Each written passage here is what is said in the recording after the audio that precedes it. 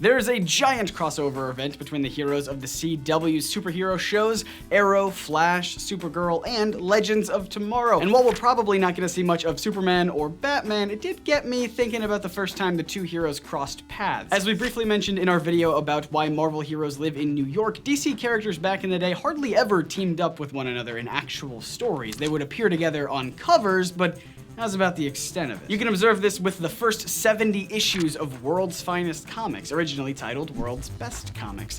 Batman and Superman, often appearing with Robin as an awkward third wheel, took part in many wacky scenarios and activities, like playing baseball, surfing, playing baseball, fishing, hitting people with baseballs, tug of war, doing whatever this— hold on, can we go back to— yeah, right. How is Robin winning this match? I mean, they've got to be throwing it on purpose just to boost his self-esteem, right? Right? Anyway, as far as I can tell, the very first time the Man of Tomorrow and the Caped Crusader teamed up was in Superman number 76 from 1952. World's Finest had been making all these fancy, mundane cover stories for 11 years at this point, just teasing the fans that maybe someday the two would meet officially. Who knows? Stick with us for over a decade until you get your answer. I mean, it was essentially clickbait, right? Tease Batman and Superman teaming up on the cover to drive sales, but none of that ever really happened inside the comic book. However, in issue number 71, that all changed. Finally, Bats and Supes were teaming up not just this once, but regularly. Your two favorite heroes together in one adventure. But there are 3 heroes on this cover, so that means that— oof.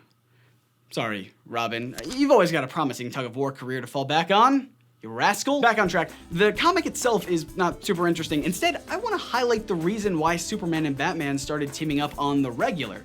It wasn't because the writers couldn't resist the creative escapades that would ensue by putting the two heroes in the same narrative. No! It was because of money, but not in the way that you might think. DC Comics didn't start having the two heroes team up because they thought it would sell well. I mean, that's what the covers were already doing. They started telling stories with both the characters because it was cheaper than telling 2 individual stories. Even though the two heroes shared a cover, the stories inside would be separated. Superman would get a story, Batman would get a story, there would probably be other unrelated stories as well. I mean, these books were real long. They were 96 thrilling pages in full color, even.